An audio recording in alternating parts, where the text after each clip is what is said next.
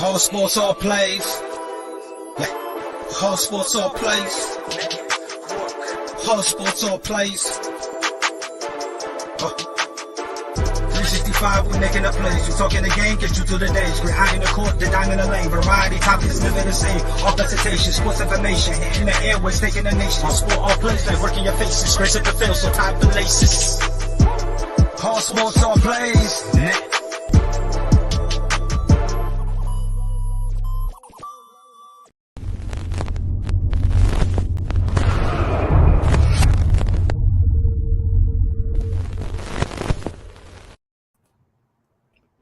Well, good morning, and welcome to the ASAP in the Morning. My name is Freddie on another episode of ASAP in the Morning. Matter of fact, I beat Jay McLevin here this morning because he talked so much about me. So I said, you know what, I'm going to show him up. But no, this is a wonderful morning. Love to come on here to talk sports with the brothers. I'm joined with the one and only Frankie, Jonathan Mathis, Jay McLevin. What's going on, gentlemen? How are you guys doing this morning? I'm doing wonderful. The Yankees won, unfortunately, so that brings a tear to my eye, but I know that's Frankie's team, so I'm going to let it slide. But, hey, how about those Tampa Bay Devil Rays, man? Damn, 3-2. Let's go. All right, Frankie, Jonathan, you guys doing good this morning? What's going on, man? It's another day in paradise. I'm glad to be on the morning show with you guys. I'm feeling nostalgic this morning because I got on a Twister shirt. This was one of my favorite board games during my childhood. Used to love playing this game. Freddie physically cannot play Twister. I don't think he can get out of the positions that they put Twister into. I think Freddie's just done. I don't know if his yoga is quite that advanced. Well, Jay McLevin, Jay McLevin, you'd be very surprised. You'll be very, very surprised. I do every once in a while stretch like that, doing grown-up things. I will not tell you what those things are, though. We'll have a Twister episode one day and see how many positions Freddie can get into on the Twister board. And Frankie, what's going on, Frankie? What is going on, my Laker brother Freddie, my unscripted brother Jay, and Jonathan? What's going on, man? This is our first time on a show together. Nice to finally be on a show with you. I hope you guys are having a great day. We got a great show for you guys today. And don't forget, we got NBA playoffs tonight, finals, game 3. So excited for, or game 4, I'm sorry. So excited for. And as Freddie said, welcome to ASAP in the Morning. But on Fridays, I like to switch it up to Frankie's Freaky Friday ASAP in the Morning.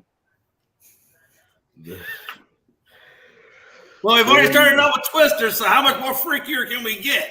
Oh, I could get freaky, Jay. I don't care if the president's on here. I'll get freaky. I'll take a trip to the principal's office. Oh, if only Michael Canseco was on here with his famous post, it would just complete the whole menage. Jay, all right, now we're gonna move on to the first topic, Freddie. All right, let's keep it moving. As Frankie said, tonight is the next game of the finals, game 4. The series is 2-1. Boston's leading. They won last game, 116-100. Last game was an exciting game. Let's go over some expectations for this game. What is our thoughts? What is our who do we think is going to win and all that good stuff? You know what, Jonathan? We'll let you kick it off since this is Jonathan's first day off and being a teacher. He does a lot of good things for the kiddos out there, so he's finally on summer break. Jonathan, who you have winning tonight? Well, I think the Warriors will bounce back tonight. It won't be easy, of course, but the Warriors are going to have to play better defense. It comes down to defending well. I hope they made the adjustments necessary. I'm pretty sure they did. They know what's expected of them. I think they'll play a lot harder tonight. They look like they lacked that sense of urgency in the last game. They didn't look like themselves. Steph Curry had a brilliant performance. I mean, he put up points on the scoreboard. Klay Thompson did show up. I think they let the crowd rattle them a bit. They wasn't as aggressive. They weren't as assertive. And you're gonna have to see Draymond Green score more than 2 points. I mean, that's unacceptable. That's not enough. More people are gonna have to step up. They're gonna need more help from their supporting cast. Jordan Poole is gonna have to put up more points. He's gonna have to be more consistent scoring the basketball. I feel like if he's more consistent, I feel like if Draymond Green is more physical and more of that pesky defender that we saw early in this series, the Warriors have a chance to beat a very good Boston Celtics team. The Celtics are hungry to win a championship. Al Horford is having a resurgent year. You see other guys on the other side stepping up. Jason Tatum was huge in the last game. So was Jaylen Brown. I felt like he set the tone in the first quarter. You're going to have to establish a rhythm early in the game if you want to beat the Boston Celtics, and you can't find yourself playing from behind. Now, I know the Warriors are good when it comes to the third quarter, but they are more effective in the third quarter when they play on their home floor. So, I mean, I think it's better to set the tone early, come out firing on all cylinders, and if they can do that, they will win tonight's game. But it all starts with executing a game plan and sticking to it and playing team defense. And I hope that's what they worked on when they watched film to see what they can do better to slow down this very good Celtics team that is probably the deepest and obviously the most complete team in these finals. I love how you said that, John. I have a quick question, and this is also goes for Jay McLovin, because before this series started, Jay McLovin said Boston Celtics have to come in all hands on deck, because we all went into this finals thinking that the Warriors are going to just have an outstanding finals. We knew that the Boston Celtics will won 2 max. But just to hear Jonathan say that the Warriors need to have a lot of other help, like a lot of other people step up, it just changes a lot on my mind. But I want to get Jay's thought, because before the series started, he said himself that the Celtics need to be the team that all hands is on deck. Now Jonathan is switching it around 3 games later, going into game 4, saying now that the Warriors has to have all hands on deck. Jay, do you agree with that as well? Because I agree with it. Well, first of all, I don't always agree with everything that people say. The first thing I definitely don't agree with is that Jason Tatum had a huge night last night. I'm sorry, when you go 9 of 23, in my opinion, that's mediocre. That's not huge. 9 of 23 is exhaustingly ugly, especially if you're on a Jason Tatum superstar status, as Pride likes to say. My problem with Jason Tatum is he has had lots of turnovers as well. I think the star of this team isn't Jason Tatum. It's actually Jaylen Brown. And I think Marcus Smart's been putting his 2 cents in. Horford, had a pretty decent night. But again, 9 of 23 is not exactly my idea of a huge night. In order for you to get 26 points, you got to take 23 shots. And so I don't know, man. Hey, again, they got the win. It's the first time since 1984. Jonathan Matthews, LA Lakers did it. They got the triple, the trio in there, averaging 25 and 5. So again, that is a feat in and of itself. But again, hey, if you look at the series, it's gone back and forth. It's almost been a carbon copy of each other in terms of how they've done it. If you look at game 2, in the points in the paint, it was 40-24 in the favor of Golden State. And if you look at this game, it was 52 to 30 something in favor of the Celtics. So again, I mean, it just seems like it's been kind of going back and forth. But again, I do believe that the experience of the experience of the Golden State Warriors is going to be the deciding factor, and I do think that they're going to come out and play officially tonight. That another issue that Golden State had was foul trouble. They had 23 versus 17, and obviously, if you know, Draymond Green kind of went down in the 4-minute mark of the fourth with 6 fouls, and they put the scrubs in around the 2-minute mark, and the game was pretty much over. After that, well, it was pretty much over before that, but they really was throwing in the towel at the 2-minute mark left in the fourth. So, again, hey, this is a good Celtics team. Nobody's going to deny that, but I do believe that the Warriors still take it in 6. Jay, you know what? I'm going to say this: in order for this Warriors team to win, they have to do a couple things better. They have to rebound the ball better. They could not get out rebounded as much as they did in the game 3. I mean, Robert Williams and Al Horford is making Draymond and Looney look small, look even smaller than they are. And I expect Draymond Green to have a big game.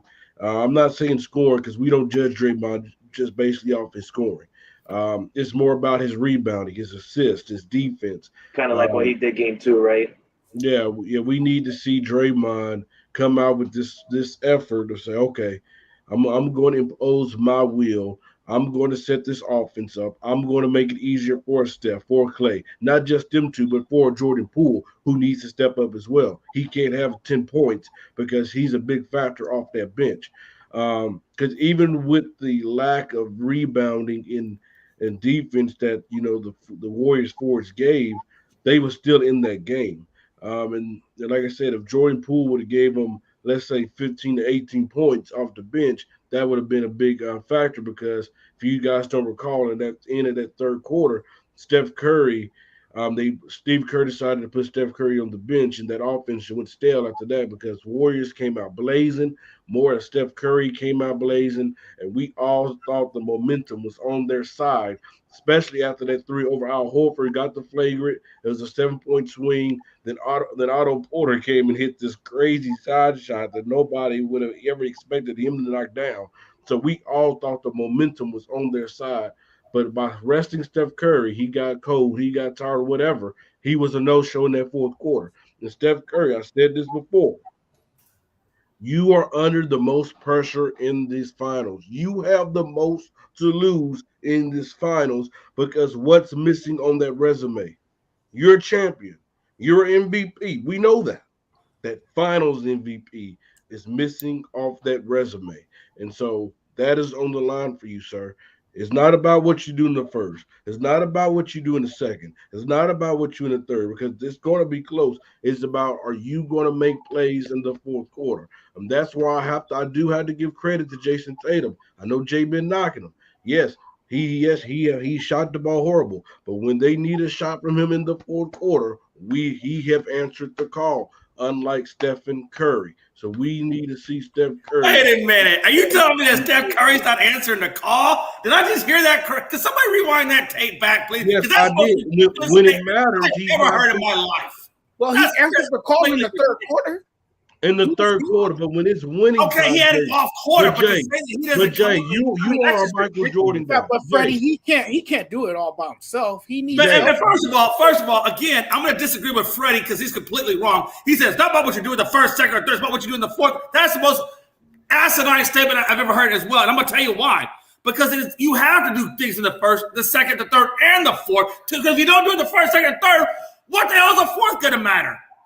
Jay, that just doesn't make no sense to me from a competitive standpoint. You are a big Michael Jordan type of guy. I am a big Michael Jordan fan. Yes. You know, when it comes to the fourth quarter, when it comes to money time, he wants the ball in his hand and he want to take you home and deliver. We need to see that out of Steph Curry. We have not seen that out of Steph Curry in the fourth quarter, sir. He had 2 points the other night in the fourth quarter. You can't have that. Okay, you see, I'm not saying the man didn't have an off night, but you're going to tell me that's consistently who Steph Curry is?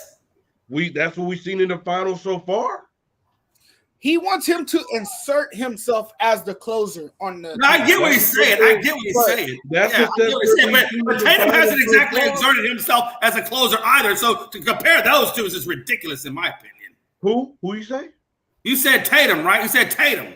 Before you said Curry, you were talking about Tatum. He knocked down big shots in that fourth quarter. Yes, Oh, okay. So again, the problem I have is in the whole playoffs is you can say, well, the Warriors didn't do this game, or the Celtics didn't do this game. The problem with it is consistency. Neither team has been consistent enough in this finals. And I think like I said, that's why you get a back and forth series. Every other game, is being a loss for either team because they're not being consistent on both ends. So again, the team that wins this series is a team that can be consistent night in and night out. At the end of the day, We put the pressure on Michael Jordan. We put the pressure on Kobe Bryant. Hell, we put a lot of pressure when it comes to LeBron in the fourth quarter to close out a game. When are we going to put that pressure on Steph Curry? We have not seen him step up and elevate his game in the fourth quarter in the finals. You don't have a Kevin Durant to depend on anymore. He has to be the guy.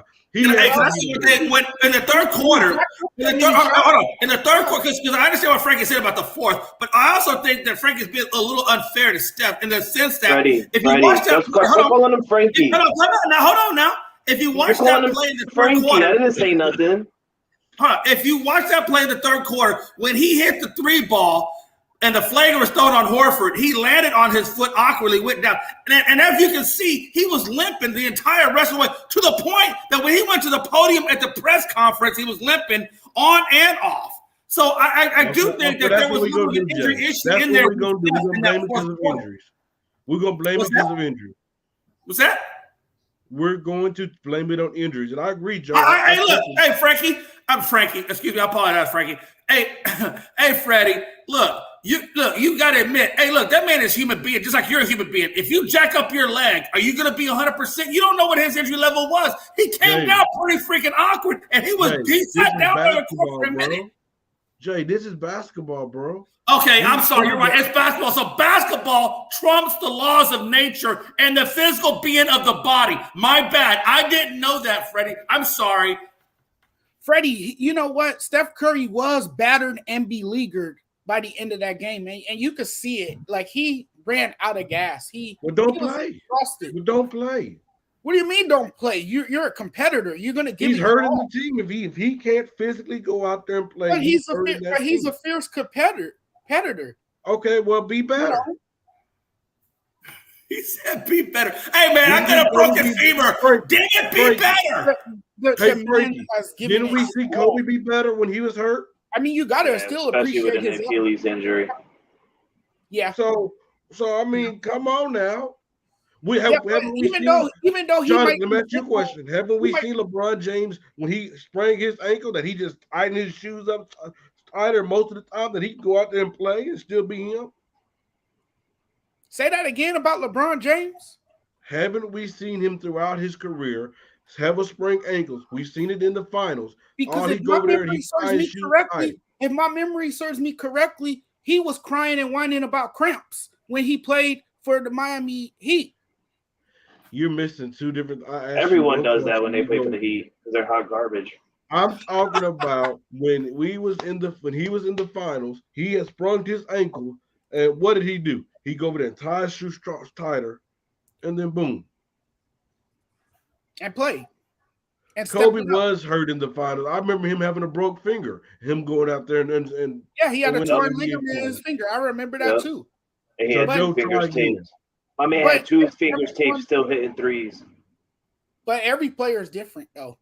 I'm just saying. Compare these players, and if we want to put Steph Curry in that conversation of the Michael Jordans, of the LeBrons, of the Kobes, he need to elevate his game in these finals. That's all I'm saying. I think he will. The finals is far from over. This is a long series. I would imagine what Freddie says when the Heat. Now you got me saying Heat. When the Golden State Warriors come out tonight and they have a dominant performance, what's Freddie's next conversation going to be? The Celtics did perform, and Curry did extremely well, and Tatum just wasn't. I mean, we're going to hear a complete opposite tell the script. That is our job. When we're covering sports, brother, we need to cover it how we see it. And if I know, don't worry, I'm trolling you tonight, so don't worry about it. When the Golden State Warriors win, I'll be trolling you. If Steph Curry have a great game, I will come on here and I say, bravo to you, Steph. But but that's the way this series has kind of gone. Until teams can show the consistency, it's a back and forth, ebb and flow of this series. I mean, honestly, it really has been. It has been a back and forth series, and a lot of it has to do with the fact that both of these teams, when you look at them on paper, they're kind of evenly matched. They match up really well against each other, and that's why it's been such a great finals thus far. Frankie, you want to put your 2 cents in, sir? I mean, I honestly, I think Golden State's probably going to take its nail. Okay, I don't expect them to again. I expect them to come out hard. I expect them to come out fast. But just slip through their hands. It's going to be a tough and competitive fight.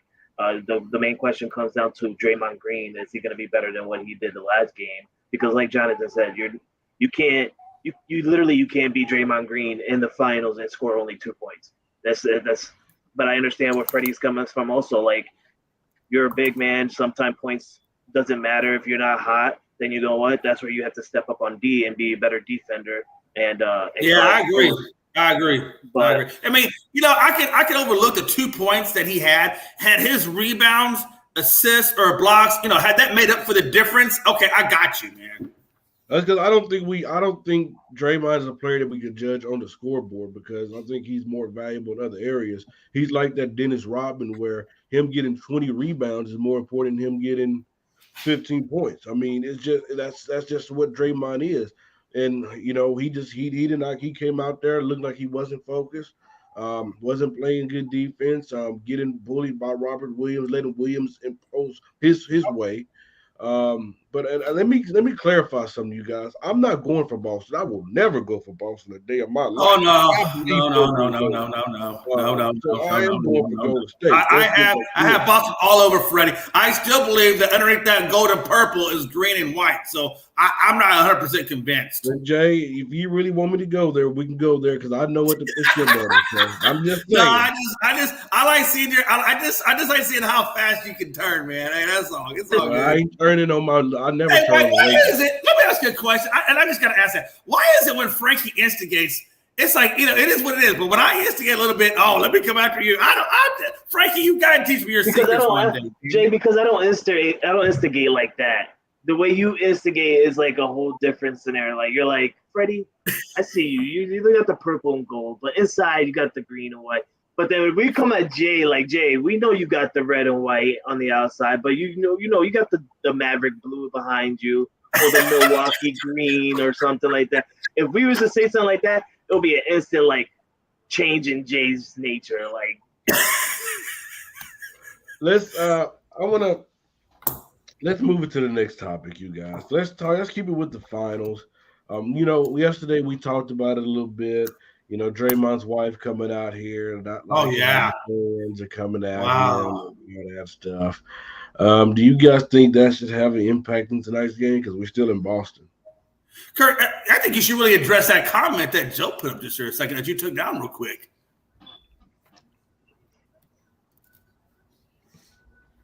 I agree. The one before that one. Want me to? Okay. I agree. He's leading in scoring, but when it matters, what is his numbers in the fourth quarter? Can somebody tell me? And I said Klay Thompson, he stepped up finally, but I said in the show, since Jay don't want to say that I did, I said that to me it's Jordan Poole who needs to step up. He got to have more. I agree.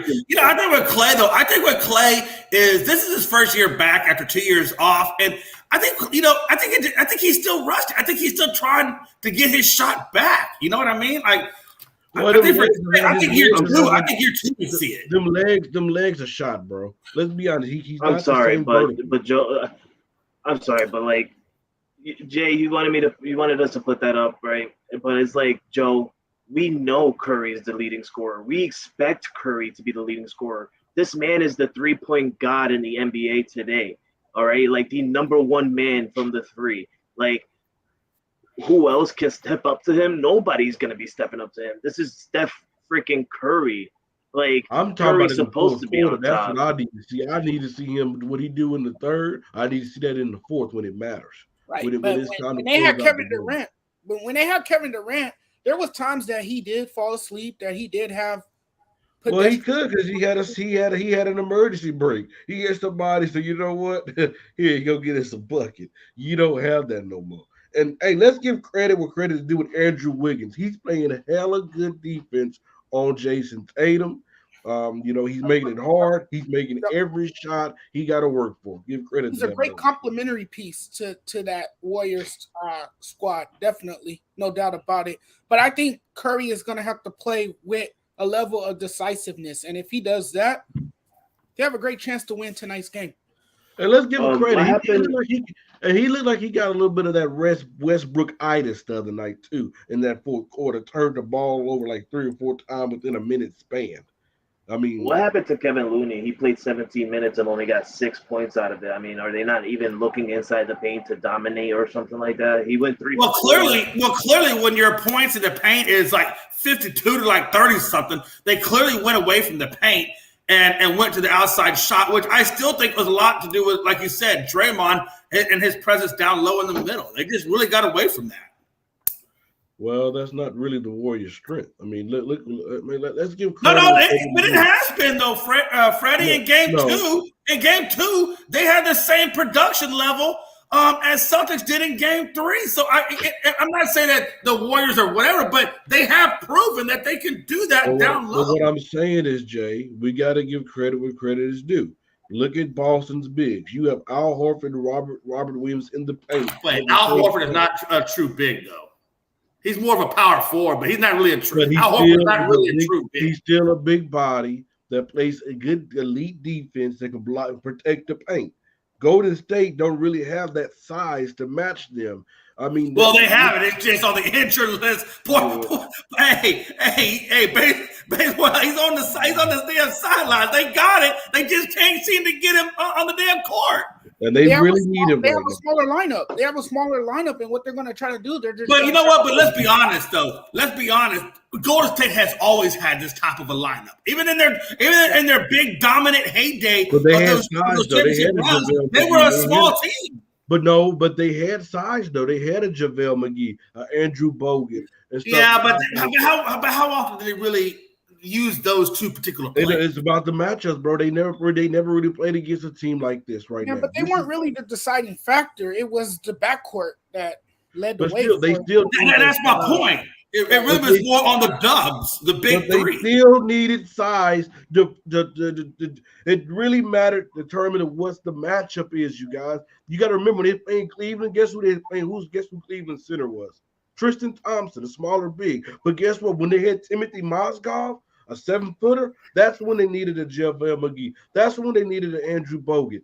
Now, other than that, they haven't played against a team like this where they had 2 big guys in there, bro.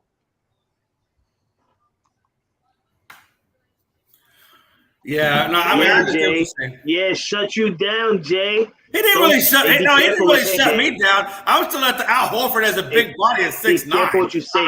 You're in the lobby. I'm still kind of a little befuddled at the 6'9" Al Horford as a big. But I mean, if that's what we're discussing as a big, well, Draymond, I guess by that logic, Draymond Green is a big. So I'm a little flustered. He's an undersized big. That's who he is. They both are. Let's just be honest. Horford and Draymond are both undersized bigs. And I think that Draymond and Horford, in my opinion, should cancel each other out in that equation. If that's the logic that we're going by. I would say if I'm taking the scoring wise, Al Horford got Draymond by ease.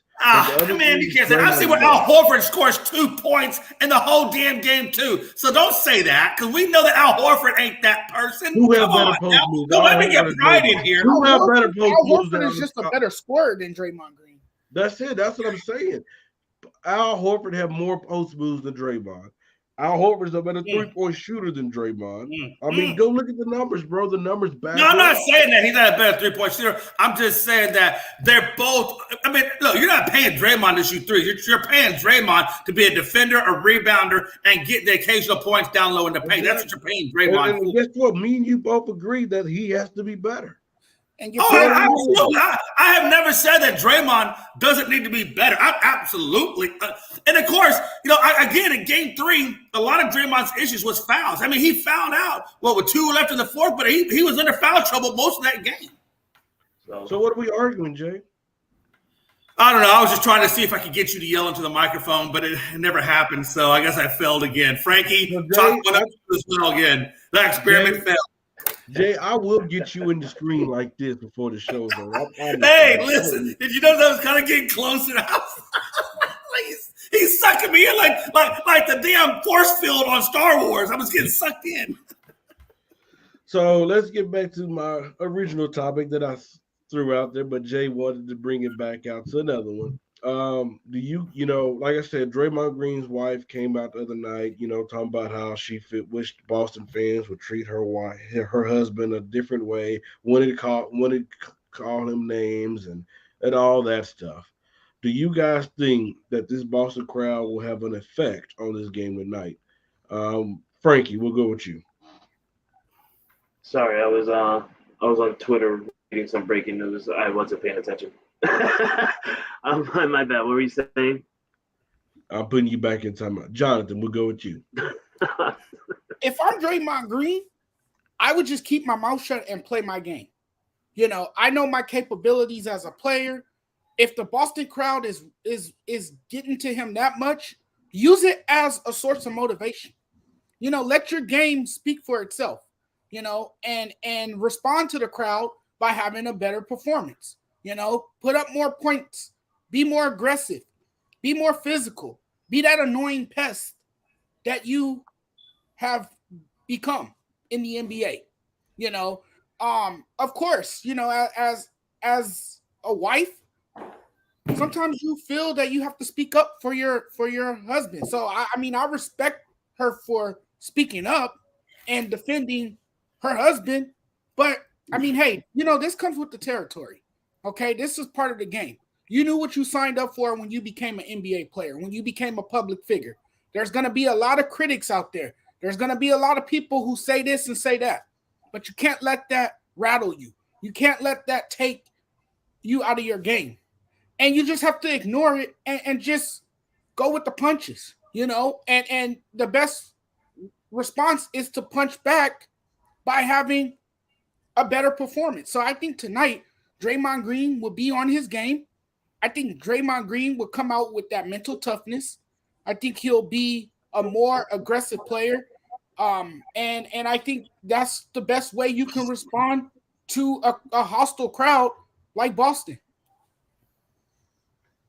Oh my God, we got the CEO and president in here. We are definitely in trouble. Hey, listen, when you got Jay and Freddie on the same show, somebody getting fired. I hope it's not me. Damn. What's up, Jay? What up, y'all? How everybody doing? Jay, who you firing? I hope it's not me because you and Freddie on the same show. Look, if Jonathan Mathis gets fired, he can go to ESPN. Look, he's got something he can build off of. Me and Frankie, we're just over here floating in the breeze. Come on, don't do it to us, man. Hey, I'm firing everybody on Boston on Golden State that took a cop out to that shit because that's playoff basketball. That's a playoff crowd. That's what you expect. Yeah, it is. Stay at home. You know what I'm saying? Like it isn't a regular season meeting with the Atlanta Hawks. This is the playoffs. We're talking about the NBA Finals. Like that's what it's all about. You only get. Me and Freddie go back and forth with the LA Phoenix stuff. We go back and forth all day long.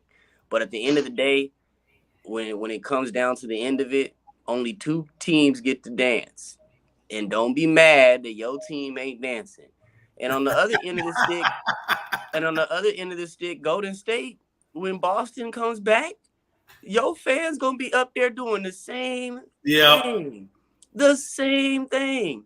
So I just think, it is what it is. It's playoff basketball. And let's not get it twisted, man. Look, if you know Draymond Green brought up in that damn conversation. I don't know, but I got a real question for Jay Ness. Like, how are those traffic cones over there in Phoenix? Are they still just staying still? Hey, careful. People in the chat rooms are really pissed off. Evan Burrow's really pissed off that we're picking on the Suns a lot. So let's not go there. I don't want to hear Evan in the chat room later on. Jay, first of all, you're going to have to leave my boy Evan out of this. Evan was crying to everybody. I have to leave him out of it. He was crying his tears out, boy. Look, you know what it is, guys. You know what it is. I said the wrong word. I said Suns and Lakers in the same sentence, and look what happens.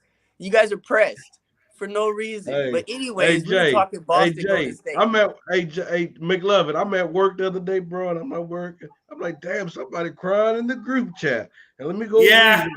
Here they go. Evan was he just came out of nowhere too. It's like he came out of nowhere and was just on this rant about how y'all can all go to hell if you keep picking on the damn Suns. Hey, it's just funny to me. It's just funny to me. Like every time we get into a conversation about the Suns, your guys' go-to is you never won.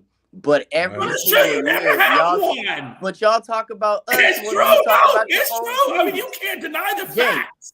Jay, I watch the show every 50-some day. years they haven't won. I share a panel with you, and I don't know who Came your team close is. in '93. And I don't know who your Close team as they is. got. Oh no, Freddie- you would know my team because it was Freddie- a Houston Rockets and Hey, Olajuwon hey, Freddie, Jay and was Clark in the back-to-back when I corner. look champions. at your How But about fan you Lobby base, don't hit the have, corner? sir. You don't have Freddie- back-to-back championships. Freddie, when I Look, look at hold on now, your Jay Ness, I'm gonna tell you who Jay, we are. I hope now, you understand, Jay, that you can't talk over me. I'm the king of not listening to someone trying to talk over me. So, Freddie, hold on now. Freddie, You no, brought hold my on, name hold in on, too. Jay, You gotta Jay, give me a Jay, second. We brought in you Charles can't interrupt Barkley, someone and your tell them to Phoenix pause. Suns guy, in order to Jay, help him get a you championship can't that he interrupt someone couldn't and get tell in them to Phoenix. pause. I'm just saying. Jay, you can't interrupt All someone right, and tell them to let's pause get for a back to minute. the show. I'm Let's get saying, back. look what I did. That Look what I there, did. Thank you guys for the introduction. I appreciate it. but let's Hey, get I'm back glad to I'm the show. living rent free in your head, Jay Ness. Freddie, if this was an essay, we would have gotten an F by now because we went off topic and we lost the thesis statement. Way off topic. Thank you, Jonathan, Thank for you. putting it like that. I was trying to comment on the thesis statement before y'all got it. I thought it was kind of interesting. You know, Draymond Green loves it when crowds are saying "F you," and Right. I mean, he almost feeds off of that. He And does. for his wife to come out and say, "Well, you know, you can't say this to my husband, this, that, and the other," you know, and Golden State is classless, or Golden State is classless would never do that. How many times has Golden State done the same damn thing? So I don't know why she's getting bent out of shape over Boston for doing the same thing that Golden State does. I mean, get over it, lady. Your husband loves it. Wasn't Golden State doing this when Cleveland lost? When Cleveland Oh, went they've down? always done it. Golden State has done it several times. Look, I But just want to say this. Look, every fan base has its rude and obnoxious fans, right? They're all But Oh, absolutely. But Boston gets this bad rep that, you know, they have the worst fans, you know, they have the rudest fan base. And that's not the case. I mean, there's a lot of rude and obnoxious fans here in Los Angeles. And I could tell you that. I'm a testament. Jonathan, to that hold on, because I've Jonathan. seen it. Hold on. I'm going to say this. I'm No, going to Freddie, say let me this. finish. Don't interrupt. The Warriors. Hey, I'm the moderator. Warriors. Look, the Warriors. We've seen. Look, What is this? Throwback Thursday? Freddie, we've heard Warriors fans. We heard things about them too, and it's not always pleasant. We've heard things about Utah. You heard what happened in Utah. There's a lot of bad things that happen in Utah. So, I mean, it's everywhere. It's not just the East Coast thing. Like people make it out to be, oh, it's Philadelphia that has the worst fans. Oh, it's New York that has the worst fans. It's Boston. Hey, they're here on the West Coast too, and they're definitely in Golden State. But now, Jonathan, to your thing though, I think that it has a little bit more in depth to it. I think the Boston thing, just specifically Boston, not the rest of the East Coast, but the Boston thing, I think goes back to the Laker-Boston rivalry. And there was a lot of stuff going on back then. There's a lot of racial tension, but we've evolved since that Boston. Now, I will say that when you looked at the Garnett and Ray Allen Boston, that Boston crowd was a little edgy as well. Now, this particular situation, I think, is blown out of proportion. I think that, you know, to what you were saying, Utah, they took a bad rap. I think that, you know, what they did was a little bit more edgy than this even, but this is normal. Now, what I will say, which is the bad part, is the Draymond Green's wife response. That's the part we should be talking about. Oh, absolutely. Those are the things that I think need to be separated from sports. A fan pays to be there. No. How come they do? Hold on. Because this is why, Freddie. Because I say what I want to say, but you say something about my wife, now I'm going at you. They didn't say But that my about wife- his wife, Jay. but- They didn't but say my- no. She had You a didn't hear me. problem with You didn't them hear me. chanting "F you, Draymond." They didn't say No, you anything didn't hear what about I his wife. said, Freddie. You didn't hear what I said. You listened to the respond right there. What did you What say? What I'm saying, I love the psychological analysis on Freddie. I love it. Listen, Freddie, listen. if someone says something bad to Draymond's wife, Draymond's now going after him. However, Draymond's wife opened that door. Right. And that's where I believe that they, as a wife, you need to know your role. Your husband is playing in a sport that is televised, that is put out on every social media access platform in the world. Your husband gets paid a premium price to be in that position, to be open to that ridicule, to be open to those fans that paid money to see there. You know what I'm saying? So to me, Freddie, I get what you're gonna say. You know, yes, she has the right to speak, but don't be upset when they come at you. And Draymond, Well, you I'm got to be not gonna ready. say what I'm not gonna say what her role should be because she doing what a wife should be taking up for her husband, but Not she's this, wrong. not She in this, is, not in but this job. at the same time, she opened herself to She criticism. has the right to step up for her husband. She feels Okay. like her husband being Hey, mistreated, but so that don't mean she's right. the mechanic that's working at from 8 to 5 at Midas down the street, and his manager doesn't like him. Can his wife go up in there and tell his manager off?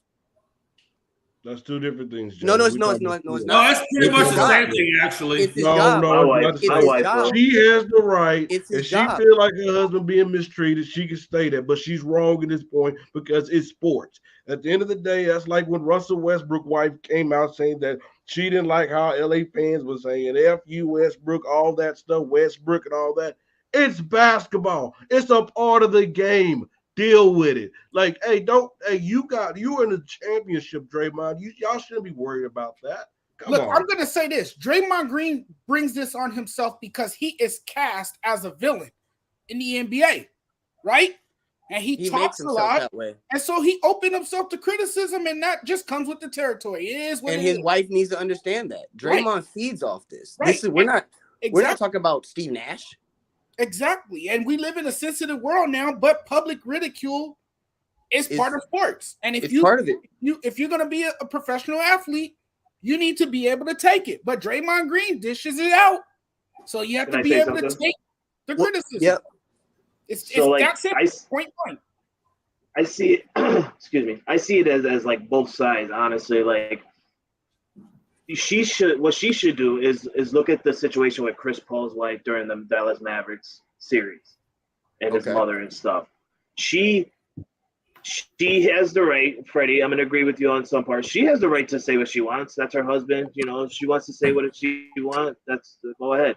Draymond, on the other hand, you're a professional basketball player. Don't let what the crowd's going to say about your wife get to you. And that's where it comes in, where I'm going to agree with John and Jay, where Draymond. They didn't say anything to his wife. No, bro. I know. No, I know they can. I know they didn't. But what I'm saying is, if they did, Draymond is a professional basketball player. Just let that be and eat it up. Eat it up. Take it out on the court in Boston in front of that fan base. And when you win the game, you look at the fans and you be like, "No, what now? What now?" You know. So like, it's kind of like a 50-50 for me, Freddie. Like she shouldn't be doing it, but she has the right to, because for one, you're his wife. You're protecting your husband, but also she knows that Draymond feeding off of that from the crowd. She probably knows that him feeding off that would make him into a better competitor on the court in Boston. Now, can I say this? Because I agree with you, Freddie. Frankie. There's two sides to it. And you're right. Is she wrong? No. But to me, there's a place. And this is not a sexist statement. This ain't a man and a woman. If we were talking about WNBA, I'd be saying the same exact thing. There's a place. And once you step on that court, that's part of your job description. That comes with the territory. Playing with the fans, just like Devin Booker, responding to the fans in the crowd during the series. These are things that you take on with the job title. And I think that as a wife, a significant other, a husband, that's not your place. And, Freddie, I see you frowning up. Yeah, because that's way out of pocket to say that. Hold on. Let me finish before you start going off. She can stand up for Hold on. Because listen, I'm gonna. There's no other way to explain it. Frankie kind of alluded or niched on it too. Like, you're playing basketball. Your wife's at home. We don't have everyday people running into their husbands and wives' jobs telling them that they're being mistreated. That's not how society works. So on the opposite end, just like we saw Chris Paul, and the fans interact with his family, that's an X, that's an O. I mean, that's a no. That's too far. And I think the same thing on the flip side, as on the family speaking into the public about the crowd. You're opening that door. Speak about it behind closed doors with your other peers that are part of the game, part of the team, your other significant others on the team, family members that come around you. That's who you vent with. But no, the way to say that she need to stay in her place is way out of pocket, because at the end of the day, that's her husband. She can say how she feels, but that don't mean she's right. Like I said, she has the right to come out and say, "Hey, I don't like how you coming at my husband." That's his wife. Can I pose one question? But that don't make her right, or that don't make her wrong. So can I pose a question to you? If it's related to basketball, yes. Okay. If the fans now attack her in the public eye, are they wrong? That's what. Yes, if they attack her the wrong way. Yes, no, what is the wrong way? I got him right here. I got him right here. Hey, keep it on Draymond. Keep it on Draymond. No. That wasn't what I asked. Yes. Keep it on Draymond, because she kept it on Draymond. Right, but it should never be directed. We live in a day and age where there's ignorant fans that attack people's families, and we've seen it. But I got it for Freddie right here. Freddie, we're Laker fans, Freddie, me and you. Now, rest in peace when Kobe was playing and he had to deal with this situation. Then Vanessa got involved. How would you react to it? Would you? As long as they keep it about the player, but never directed towards the wife. It shouldn't be. That's like, hey, I didn't have a problem. Like, we've seen it this year with the Lakers, with Russell Westbrook. As long as they ain't saying nothing about his kids or about his wife, I'm okay. But you keep it about Russ, because he is the basketball player. You attack him. You don't attack him. Can I say? Not everyone's that way. Not every fan. But I agree. That's what I'm saying is wrong. You have a lot of fans who will attack people's families, and this wasn't. I mean, she was right for defending her husband. Okay, I agree with that part. But what I'm saying is that she puts herself in a predicament now, and now she opens herself where fans could come at her, because of what she said. Does anybody know the exact words she said? I can't find it. She put a target on her back. That's a whole paragraph. Read it for me, Freddie. Word. Read it for me, Freddie. Tough loss tonight, but in no way, shape, or form should fans be allowed to chant at players. Now, I agree that that's wrong. Are they not human? Is someone standing at your job saying off the wall things to you? The NBA has the audacity to have a whole code of conduct card at every seat about fans and their behavior and how they could be ejected from a game or banned, but a whole crowd section, numerous people get chant F you Draymond or call him a B word or MF and nothing. Like, that's okay. Warriors fans would never. My kids were at the game tonight hearing that mess. Very disgusting of you little Celtics fans, just shameful. And like I said, I agree. There's some ignorance in that statement, though, because she said Warriors fans are not like that, and I beg to differ. We're not arguing that, John. No, we I are. She's wrong. 100%. She's wrong. I agree. Here's the thing, Freddie. Here's the thing, and I'm not trying to convince you, and I don't think we are. I think we're pitching our side, because what I don't think that you're grabbing onto is what we're saying is there's two things in there. One, you little Celtics fans, that's an attack. Okay? No matter how you view it, that is an attack. And again, you keep saying as long as they keep it players. She didn't keep it players. She attacked the whole community. And I'm going to tell you something. Players. No, she didn't. She said, "You little Celtics." Draymond, that's the player. No, she said, "You little Celtics." Yeah, after she felt that her. Okay, but hold on, Freddie. Stop defending her, because this isn't about me and you. So just stop real quick. No, it's not about me and you. It's about just hear me out. This is our job to go over what happened, and what I'm saying is she felt that she had to defend her husband. What's wrong with that? I mean, what's wrong with a woman defending her husband? Ain't nobody said that.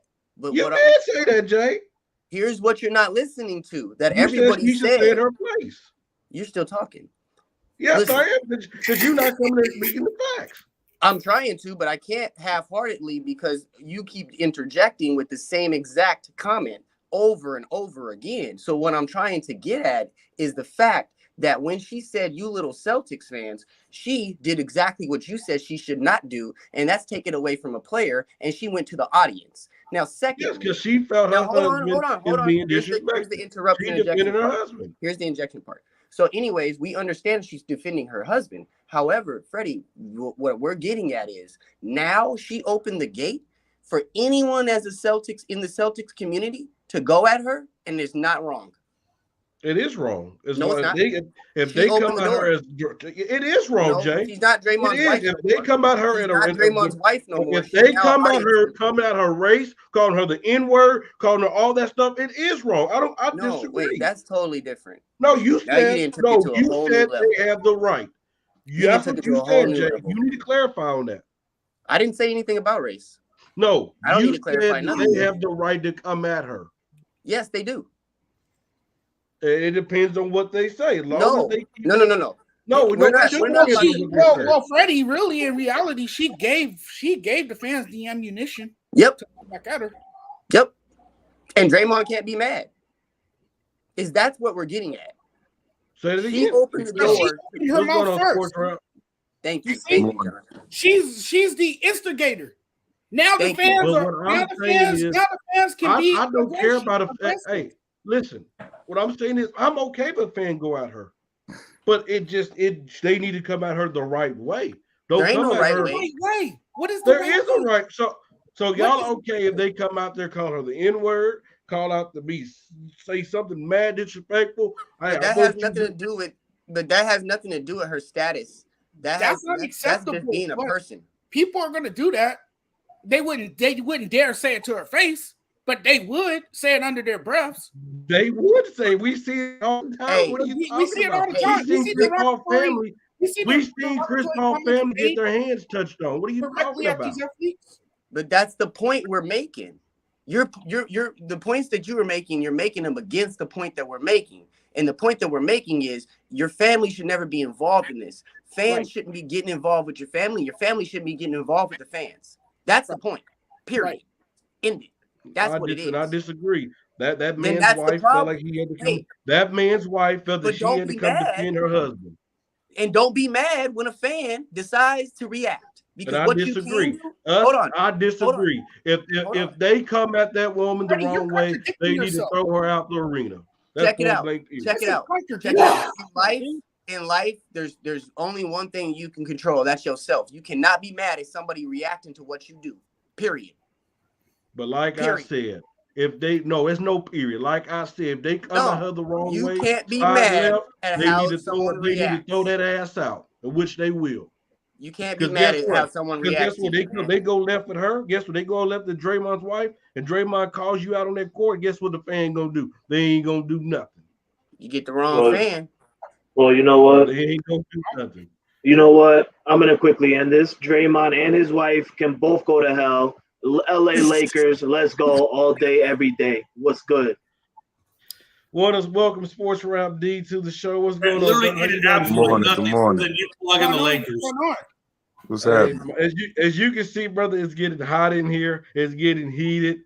This is I have a question to drop for you guys real quick. Have you guys talked to PGA yet? Oh yeah, we haven't got there yet, but how interesting is the PGA? So do they Freddie, even if you have don't players mind, there I'm gonna yet? pose a question for the crew. So the PGA Tour, as we know, is a members league. You have to be a member of the PGA Tour in order to compete and be ranked. Now, I think it's called the LPV, right? Yeah. Okay, so the LIV. LIV, yeah, LIV. LIV. I call it live, but I don't know what that means. LIV. So there's basically a new league starting, and they were looking for a face. So they approached many of the top guys in the PGA Tour. They weren't looking for anything exclusive, but because of the way the PGA Tour is set up and the prestigiousness of it, you can't involve yourself in any other leagues. So we now have 17 individuals that, from the description of the letter, are on a lifetime ban. How do you guys feel about that? Hey, that league can do whatever they want. I mean, it's their league, and if they want to put a lifetime ban that says if you defect, well, hey, it is what it is, and you make your choice as to whether or not you want to give up that membership or not. I mean, everybody has their choice to do what they want, and if they feel like the LIV, which, let's be honest, they gave Johnson $125 million and a contract, and Tiger Woods' career earnings with just the PGA, not his endorsements, was $121 million. Hey, the LIV is looking pretty damn enticing to me. And, of course, Mickelson and 16 others decided to make the jump. And, hey, look, it's business. If you want to leave, these are the circumstances, and they chose to leave. So let me oppose this question to that as a follow-up, Jay, before everybody else goes. Do you think that this has kind of shown us that there's more money on the table for the players and the other guys that are involved in this than what the PGA has let these guys see so far? Oh, I would have no doubts to believe that, because you can't believe that a league that has just come into existence has given one player 125 when your greatest player is only at 121 career. So, yeah, you've got to believe there's a lot of table that the PGA is not giving them. I mean, that's a foregone conclusion.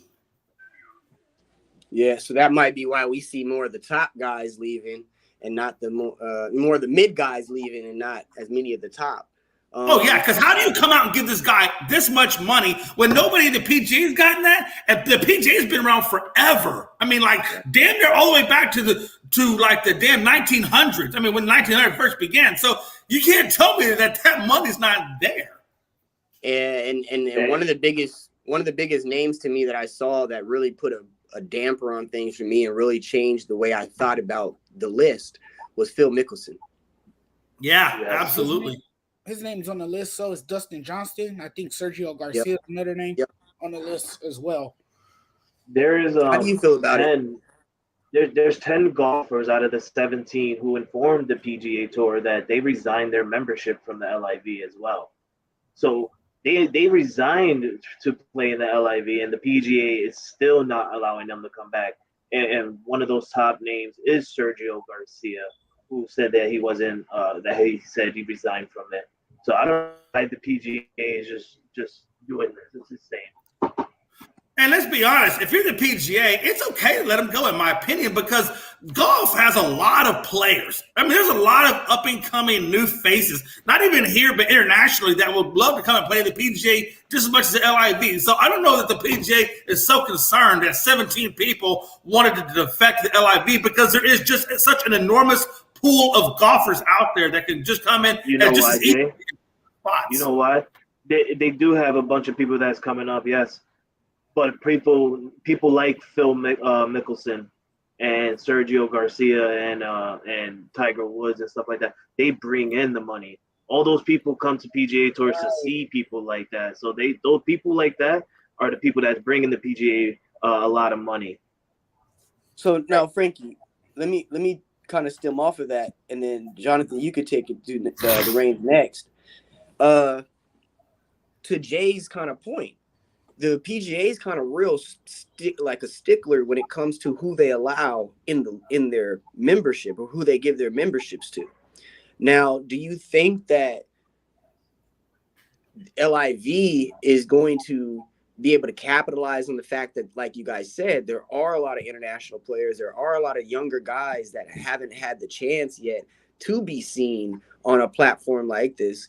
Do you think that this opportunity can propel the LIV to, ahead of the PGA in some sort?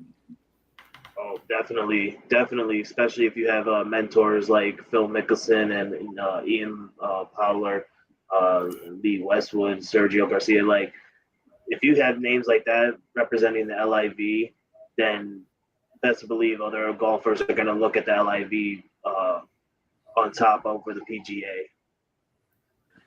You know what I think happens, honestly, is I think the LIV is going to force the PGA into paying their players more, or the prize is more money. That's what I think is going to happen. Look, the PGA is like Nike. They're not going anywhere, and nobody's going to top the PGA, just like the NFL. Nobody's going to top the NFL.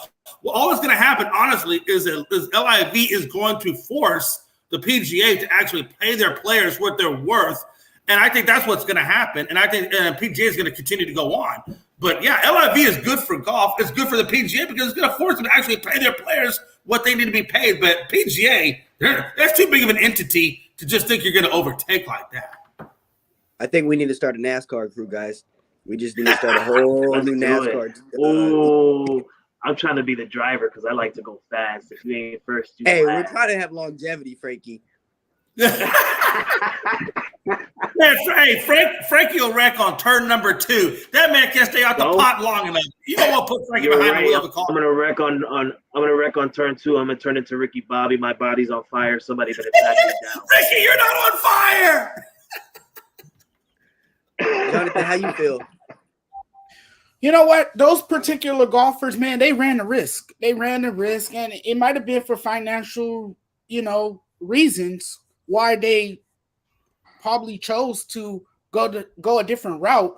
But now it has cost them, and it's just unfortunate to see because, like Frankie said, these guys, the names on this list were the driving force of golf. I mean, these are popular figures that we know around the game of golf. So, I mean, it's tough to see what has transpired in the game of golf. The PGA Tour is obviously sending a message.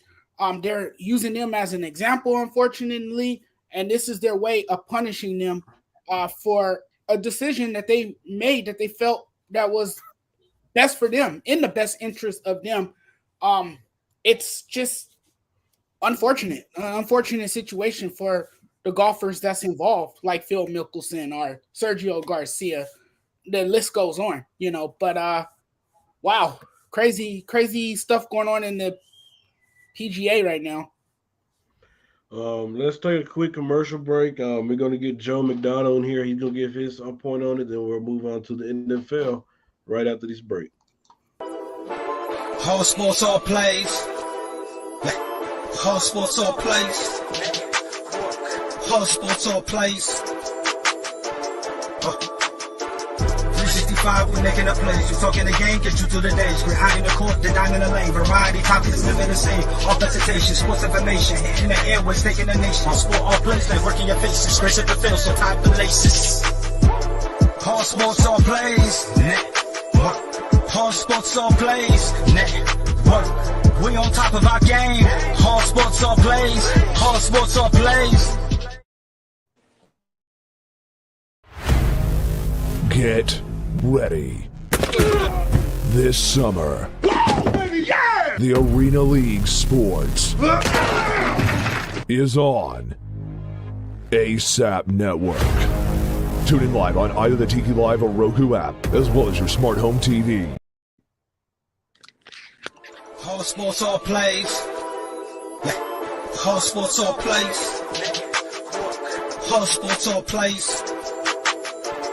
365, we're making up plays. You talking the game, get you to the days. We're high in the court, the dime in the lane. Variety topics, living the same. Authenticity, sports information. Hitting the airways, taking the nation. Sport all plays, like working your faces. Scratch at the field, so tie the laces. Whole sports all plays.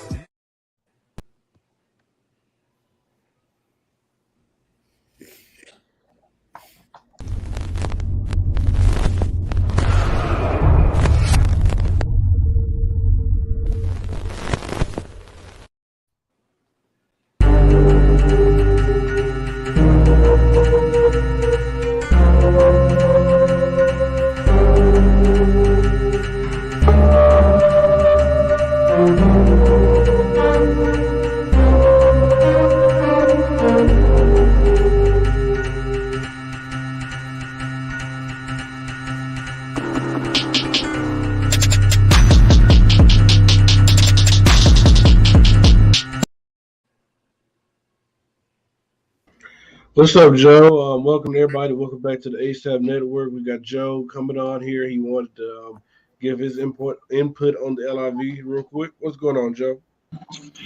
Hey, how are you guys doing this morning? Good. What's up, Joe? Good. Good. Nothing much. I wanted to hop on real quick because even though I'm delivering, I'm listening and watching to the show. And I think you guys aren't and Jay, I'm glad you brought this up because I'm not sure that you guys are totally getting how serious this is. And it's not just serious from like the PGA, the Players Association stuff and the way they're coming. This is some of the there's only one top 20 player who's in right now, and that's Dustin Johnson. So the rest of these guys, even though they have name recognition, they're not the top players in the world. Rory McIlroy stated that he has made decisions about money in his past, and he would never make that mistake again. This is more than just about the narrative. This is a country backing this. This is not like a few people. This is basically the government of Saudi Arabia saying, we're going to put you in these 8 places around the world. Remember, they start off in London this week. They also travel to Thailand. They will have an event in Saudi Arabia, and they will play in the United States. Like, this is, to me, this is like King Arthur's court bringing in the court jesters. Well, you now have to perform for the king. You now have to perform for the government of Saudi Arabia. That's a tricky situation. This isn't like a diplomacy where they have buffers. What happens after these 8 events? You guys talked about Dustin Johnson getting $120 million. What's in the contract? How long is he due? What does he owe them? Is it just these 8 events? Is it more? Is it appearances? Like, what is it? We don't fully understand what the LIV is. It's not streaming. It's not on television anywhere. If you want to watch the event, you either have to go to their page or on Facebook or on YouTube. So you're paying these guys probably in total $500 million, and you're not even on TV. Like even the XFL, even the USFL, all these organizations are at least in partnership with TV networks. That just tells you that people are really, really concerned about this. You say they're concerned about it like as in how, like that it's going to take over the PGA. At what level are they concerned about it? To me, I think it's not about taking over the PGA. And let's not forget, Jay, you mentioned something about the PGA being around. The PGA it's the PGA Players Association that's only been around since Jack Nicholson and Arnold Palmer founded it, I believe, in the 60s. So that's a different situation. That's where they're coming from. The reason I'm concerned, again, what happens? And listen, let's not pretend that the United States has its hands clean. We could talk about it with any sports league in the country and the way we deal with other countries. But these are individuals who can be pressed. You guys are going to talk about LeBron James and Vegas and stuff. And all I heard growing up was you can't have professional teams in Vegas because of the gambling. Now, all of a sudden, you're going to have this handful of golfers who are going to be indebted to a regime in Saudi Arabia who have financial information on them and stuff like that. Like, this is concerning. Who's to say that if they don't live up to their end of the bargain, which we don't even know what that is, what could be the repercussions? Right. Well, yeah. So, and that's what I'm saying. So it's more on the individual players or those 17 players that are playing golf for them. That's where you're talking about. That's where it's scary for, which I get it. And again, like you said, it's if it's just 8 events and then Saudi Arabia says, okay, we're done. Have a nice life. And now they're exiled from the PGA. Where do they go after that? But that's the whole thing. This is a money grab. Dustin Johnson even stated, he goes, I'll never have to work again. So, again, I asked it Wednesday night when Tony and I talked about this on Jawing and Balling. How much is your soul worth? How much is financial comfortability worth to you? And these players are telling you that price. The European players are still going to be able to play on the European Tour. The majors, the 4 majors, for the PGA, the British Open, the U.S. Open, the Masters, and the other one's escaping me. But anyway, they are not run by the PGA. So those players can still get invites. Remember, if you've ever won the Masters, you're invited for perpetuity. You can always play at the Masters. But this is going to have some real interesting stuff because, again, we've seen golfers. They offered Tiger Woods high 9-figure money to go do this. Greg Norman is the head of this. They wanted Jack Nicklaus. Jack Nicklaus said, guess what? I helped found the PGA. I'm not going to help a rival. So they were big C fishing. Yeah. Yeah. Very interesting. That's actually good insight there, Joe. I appreciate that. I didn't know that part about the LIV, that it wasn't on TV and that it was possibly, unknown as to how many events that they would be allowed to play in. That's crazy. Yeah, there's only 8 events. They're going to play in Chicago, Illinois. They're going to play in Portland, Oregon. Let me get this right. I believe it's, like I said, the Philippines, Saudi Arabia, New Jersey, Massachusetts. I'm sorry, Thailand. And then, of course, their last event is at the Trump-owned Doral course in Florida. So, again, it's more complicated, and the golfers don't want to talk about the issue. This will be the last thing, because I don't want to talk. I don't want to stop you guys' show in its tracks. But the thing that the golfers keep being asked about is the civil rights violations, the what Saudi Arabia's beliefs are, how you feel about working for them, and we all make deals that we're not comfortable with. We all work for people that we don't get along with or agree, whether it be philosophically, politically, religiously, whatever it is. But when you're at it just for the money, when you literally say, I'm just here for the money, I think it's easier to open. You guys talked about, with spouses and stuff like this, about opening yourself up to criticism and stuff like that. When you literally say, I'm just here for the paycheck, it's hard for people to look you in the eye and take you seriously if you try and be authentic. Yeah, I agree. Well, guys, I can't wait to watch the rest of the show. Have fun. Thanks a lot. Very insightful, Joe. Thank you, Joe. Thank you. All right, let's keep it moving. Let's go to the NFL. D, I'm Sports Rap D. I'm going to start with you on this one. In the NFC, what quarterback is under the most pressure to you? Wow. For me, my guy, Jalen Hurts. Diehard Philly fan, Eagles fan. Think the pressure is on him the most because now he has the tools around him to succeed. So you say in your off-season talk, you're putting in the work, you're going to do this. You've shown it. I've seen it. You've worked with the likes of Brady and had some other coaches and whatnot. Now it's time for you to step up to the plate. If you don't do it, then what? All that talk that has been going on, even with you getting this team to the playoffs last season, that talk is still lingering. So it's up to you to change that. So that's, for me, it would be Jalen Hurts. Jay McLovin. Yeah, I said that before too. I feel like it's Jalen Hurts just for that reason. He has the running back, the coach, the wide receivers. Now they brought in Brown to go opposite of Smith. I mean, there's no reason, the offensive line, there's no reason why he should not be successful. If he can't be successful in that offense, especially coming into year 2. So not only does he now know the offense, the play calling, the schemes, and the things of that nature, but now he has all the complete weapons around him. There's no reason why he should not be, a division winner, if not more, honestly, at that level. All right, Jonathan. Man, for me, it's Dak Prescott. Look, he plays for one of the most watched, most profitable football teams. The world's most watched football team, which is the Dallas Cowboys. I think a lot of pressure is on him. Say it with your chest, please. When you say Dallas, I need you to put a little bit more emphasis on that, please. Oh, stop. Hey, look, anytime you have the star logo on the side of your helmet, you're already under a lot of scrutiny. I think this is a huge year for him. His 4-year, $160 million contract certainly doesn't fit well with a lot of fans and critics. I think this is the year that he has to show the world who he truly is. He's been hampered by injuries. He had some slumps along the way, and he's made miscues. The critics are on his back.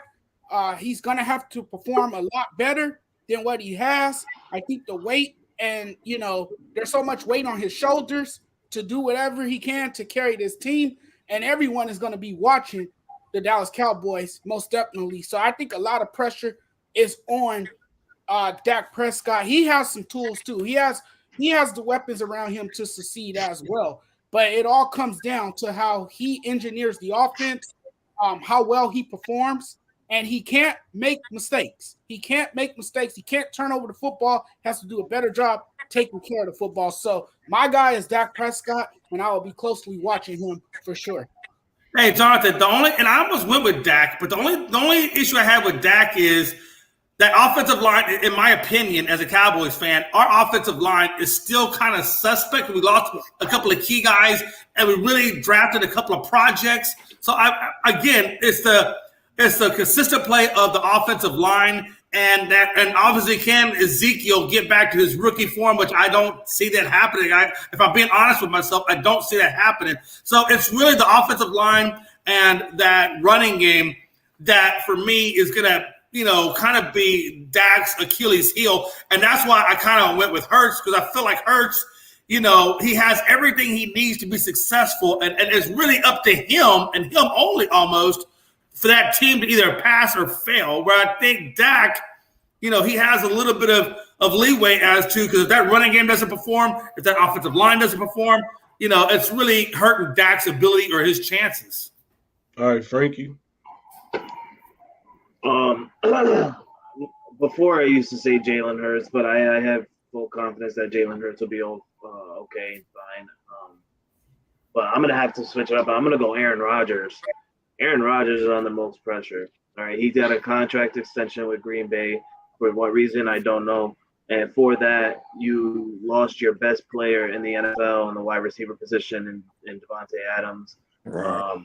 Now it's just you and nobody. You have literally no weapons, and now you have to be the guy in Green Bay to get over that hump of having no one, and try and get the Green Bay Packers at least to a Super Bowl, because the Packers have been to the NFC Championship 2 years in a row. Then they make it to the second round in the divisional round and lose to San Fran again, who is Aaron Rodgers' kryptonite in the playoffs, the San Francisco 49ers. So Aaron Rodgers is under the most pressure to me with a team that he didn't want to be with if they were rebuilding, but yet signed a contract and now is in a team that is rebuilding. So Aaron Rodgers has to make some magic out of nothing and see if he can get. Listen here, the quarterback is under the most pressure in the NFC. It gotta be Dak Prescott. Nobody cares about Matthew Stafford.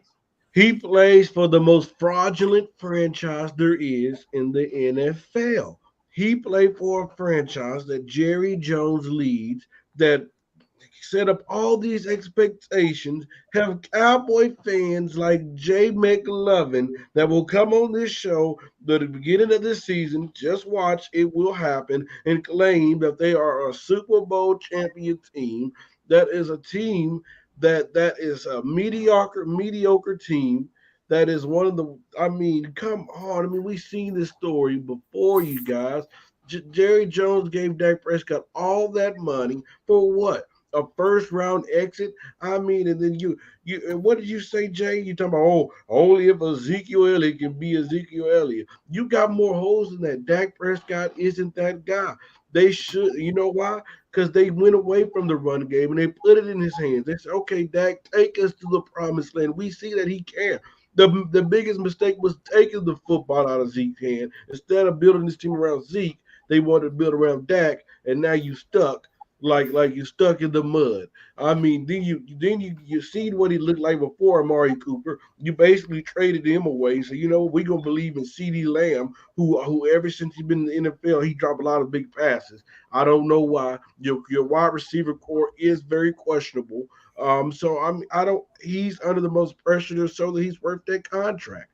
Other than that, hey, just a waste of time. And you know what? Time is on your side. Because more than Jalen Hurts. Because guess what? Y'all been on time clicking for 27 years. It's gonna be it really means a lot to me, and I put a lot of stock into what you say when you're a Green Bay Giants Rams fan.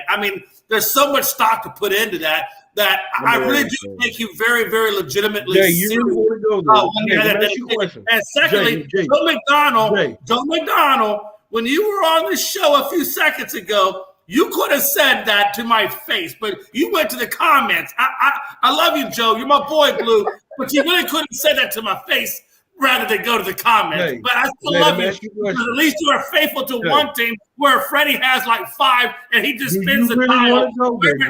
That's That's who he's got. Do you really want to go there? I'm just asking you. I'm just asking you. You really want to Freddie, go there's there? no receipt that you have that you could play that people that know me for real would ever believe that. We can't, Frankie. We can't, Frankie, upload the stream. I didn't want to do this, Jay.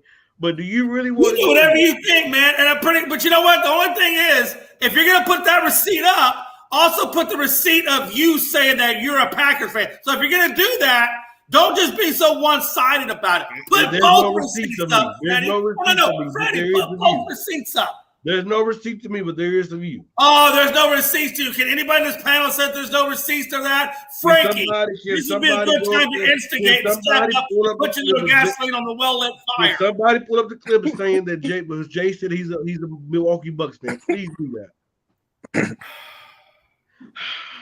I tried not Frankie, to do this would be a perfect time for you to come in and instigate the fire. Frankie, I know that we have him saying that he was a Green Bay Packers fan, and I'm pretty sure that we all had to be advised. You claiming the Milwaukee Bucks is your team instead of the Houston Rockets. I think everybody knows who I am, so I'm not going to dignify that with an answer. Green Bay, Giants, Rams. Pretty much all 32 teams in there. Did he not claim to be a Milwaukee Bucks fan? My bad, I'm back. What happened? Frankie, hold on. Frankie, did he not? Frankie, did he not claim to be a Bucks fan? Hey, Frankie, hold on, Frankie. Go round two with Jay, man. I don't want to go around. Me and Jay literally went like 5 days without talking because of this Bucks fan shit. Like, I don't want to get. Hey, I'm just saying that we got receipts. Hey, listen. All I'm asking. All right. Next topic, you guys. We're gonna go to Frankie's team in the AFC. What happened? He took Freddie out. The Patriots can make the playoffs. Frankie, go. Honestly, it's kind of tough in the AFC right now. I'm hoping that we can make the playoffs. I feel like the Patriots are competitive offensively to do so. Maybe a wild card spot, second in our division behind the Bills, because the Bills are just too talented this year with so many weapons and Josh Allen being elite. But I want the wild card. If not, we're probably not going to make the playoffs just because literally the AFC is just so stacked with the AFC West alone. And then you have, your 4 division leaders on each division. So I don't know. I'm going to be real as a Patriot fan. I'm going to say yes. We're going to get a wild card spot. I'm hoping so. Hey, much love to Joe. Joe, I know you didn't know the topic, but it's all good. I love you anyway. Freddie, you know I love you, man. Me and you go a long way back, man. Love you, buddy. I love you too, Jay. Just stay in your lane. I will. You stay in yours. Remember, hey, Jay, you know what? You're right. You know what? You're absolutely right. I'm the CEO and all that. I understand that. My principal office after the show, sir. No, I'm just playing. D. Damn, he went all the way there. Shit, Frankie, we might be out of luck, man. Damn. Yes, sir. Hey, D. Do you see the Patriots making the playoffs next year? I don't know. Easy. Bills. Okay, I'll try. It's going to be tough. Like Frankie said, if they do, it's going to be a wild card. I kind of don't see it, though. It's a lot of change going on over there right now. And like Frankie also said, the Bills are tough. The AFC West. So it's going to be real tough. You still got some youth over there as well, so it's going to be tough. All right, Jonathan. Yeah, this is a team that's going to have some growing pains. They have a young quarterback who is still growing. I know he has a bright future, but I just don't see it this year. I don't have realistic expectations for the New England Patriots, but they definitely have some quality playmakers. They definitely have players who can emerge and become impactful players on that roster. But I just don't see it this year. The AFC, as Frankie said, is just stacked. It's locked and loaded. And then, of course, you have the Buffalo Bills. And if the Patriots do happen to make playoffs, I agree with everyone on this panel, it will be a wild card spot. But I just don't see it happening. I know Bill Belichick is the head coach. I know they bought in Matt Patricia, which is very strange that he's going to be, over the offense now. It's weird. So there's been a lot of changes. There's been a lot of moves over there in New England. I just don't see it happening yet. I do have a lot of hope in Mac Jones, though. I think he's definitely a huge part of their future arrangements. I think he's going to be a great quarterback. I think he will develop over time, but Patriots fans need to be patient. It'll be a while if they do go back on a dynastic run. It'll be a while before we see that again. I just don't see it this year. I think Buffalo Bills will hold the crown. They will continue to wear the crown. They just have that great offense and that defense that fell asleep against the Kansas City Chiefs, as we saw. But, I don't see it yet for the Patriots. And I do agree as a Patriot fan. I do agree with you, Jonathan. I am being patient. Mac Jones is developing really well. It's just his first year as a pro now. But this is a turn for the New England Patriots because now we lost Josh McDaniels as our offensive coordinator. So now we have to see a different offensive approach in the New England. Freddie, I want you to bring this topic back at least like maybe week 4 of the NFL. Bring this topic back for week 4 in the NFL. Maybe we can get a different. Yes, sir. I got a hot topic. And I didn't get to go yet. Shit. Jay, because we don't know what you got to say about my team. Talking about Jay, but fine, you can go, Jay. Hey, listen, man. Hey, again, I think what the Patriots are doing good. We'll wait and see what Mac Jones does do in year 2. I think he should be fine given what he did in year 1. He can only really get better in year 2. The fact that he lost McDaniels and he brought in Judge, I think it's still a Bill Belichick run team. So I think Belichick is still going to have his stamp on that offense, and I think Judge will give his input. But I don't really see that being an issue too much with their offense. I will say this, though. Watch out for Miami. I'm just saying, hey, if I don't know how Tua exactly is going to look, but I will say this: he has come out and said that his arm strength and mobility are better. So, and he said he is competing deep passes to Tyreek in practice. So, again, if Tua can come out and give you a good concerted effort, it doesn't have to be an all-star, but a good concerted effort. They got plenty of playmakers on that ball. All right, I'm sorry. I'm tired of him talking about Miami. As a Patriot fan, I just can't take it anymore. And that Miami's not going to do anything. They're going to be. I think Tua has the most pressure on him in the AFC as among quarterbacks. All right, you guys, I got a hot topic. ESPN just reported this, by the way, that there's only 3 known athletes, billionaires: Michael Jordan, LeBron James, and Tiger Woods. Let's rank them 1 through 3. 1, and I think this will be the topic that I will get Jay all like this. That's my goal. Freddie, you said this is a hot take? Hot take. All sports, all plays. I thought it was lukewarm. 65, we're making up plays. We're talking the game, get you through the days. We're high in the court, then I'm in the lane. Variety topics, living the same. All presentation, sports information. In the airways, taking the nation. Sport, all plays. In the airways, taking the nation. Sport, all plays. All right. This is the full cast hot take. Jay, go. Oh, I thought was it me? I thought Freddie was giving the hot take. I'm sorry. That's why I said lukewarm. I said, you go. I'll go. Absolutely. Number 1, Michael Jordan, because he became. Okay, I was being quiet, Freddie. He called me out. What was I supposed to do? Because Frankie don't listen.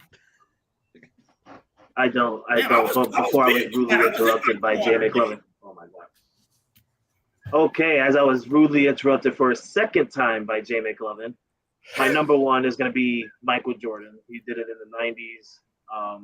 Real. Obviously Michael Jordan number one. Number two has got to be Tiger Woods. I mean, you're a billionaire and all you did was golf. One of the amazing golfers in PGA history to me. And obviously number three is got to be LeBron. But I'm not going to, knock LeBron. LeBron, it took him some time and he did it a different way than Michael Jordan and Tiger Woods did it. And also, LeBron's doing it as an active NBA player to where Michael Jordan did it after, he was done with the NBA and stuff like that. But I'm going to have to put LeBron James at number three. Go, Jay. Yeah, mine's a mirror image of that. LeBron just came into that group, right? I mean, he literally has just joined that group. So you got to have him at number three. He hasn't been there long enough to be anything higher than that. Tiger, he kind of came in second, so I put him at second. And Jordan's just been there. And Jordan has so many businesses with Air Jordan and he's just all over the place. So you can't, you got to respect what Jordan has done. And Jordan's going to be there for a hot minute. I really do. I mean, not that LeBron won't get there. I think he's talking about buying a basketball team or at least trying to get a team out there in Vegas. So I think, it's only a matter of time. But for right now, yeah, I got, MJ, Tiger, and Bron. All right, D, go ahead, go.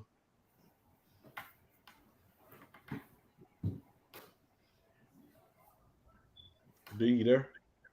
I think he froze. All right, Jonathan, go. Expand my screen. MJ, Bron. Yep.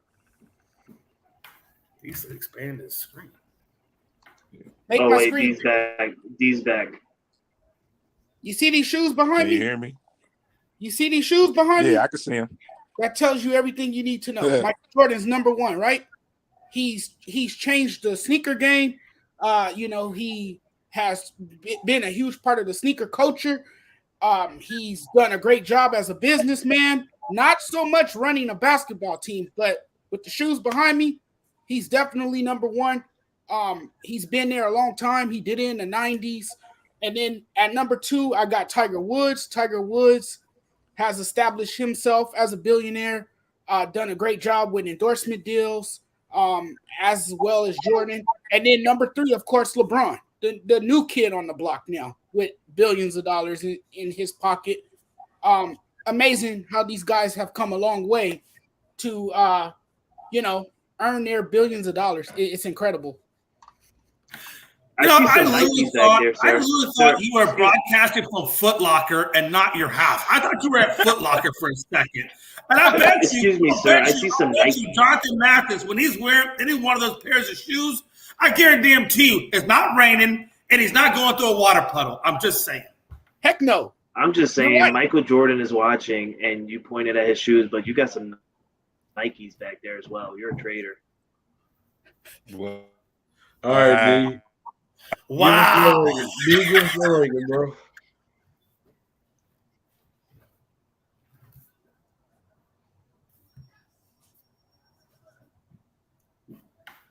you mean my order? I go MJ, LeBron, and Tiger. All right. MJ, like everybody else has said, has done it, been there, done that. The pace, if you will, that he's done it, the speed that he's done it, and how he's done it. And I go Tiger just because not that great of a market, as we know, for golf, but he took the golf world by storm and just exploded. So, yeah, that's my three. I go MJ, LeBron, and Tiger. All right, number three, I got Tiger Woods, one of the greatest golfers on God's green earth. Like what he represents, that mindset. You could say that he had that Tiger mindset, like we say the Mamba mindset in golf. So I got him number three. Number two, Michael Jeffrey Jordan. I'm done. I'm done with Freddie. I'm done. That dog that he is, and Michael Jordan. We seen what he did on the basketball court. We seen what he did off the court. He went to the Wizards. That wasn't because of basketball. It's all business because he wanted to own an NBA team. Hey, he got with the Hornets. Hey, horrible owner, but he owns the Hornets. We got to give him credit where credit is due. So what he's done off the court is remarkable, but he ain't no better than King James himself. We're talking about a man that was raised in Cleveland, Ohio, by a single mother. Didn't know who his father was. The struggle that he came up with. That just make his story so incredible. Him coming to the draft saying that one day that he wants to become a billionaire is just remarkable. Everything that he has done since day one. Isn't it? You can't find a scandal on this man's name. You can't find anything bad on this man's name. That's why people have to attack him on the court. We got to remember, and one other thing that he didn't just do it for himself. He brought a team of guys that he played youth basketball with, Maverick Carter, Rich Paul, and all this guy and all that stuff, and brought him in and put them in position to help his career. And guess what? Those brothers are still with him today, still helping promote his business, and he will become an NBA owner. Now, even if it's not in Vegas, LeBron James is the number one on this list. King. And for that reason, we're gonna kick Freddie off the stream. I don't care what he says. LeBron James is not number one. I don't really care. He might as well just take that damn list and burn it. That's insane. He LeBron is James number over one. Michael Jordan. Hey, So I think he's I number. found out that like Freddie is like the biggest LeBron James fan. I think I just found that out. No. Yes, I'm a that's huge been Kobe well fan. established. And No, well, I'm a huge Kobe fan. a I'm a long huge Kobe time ago. fan, D.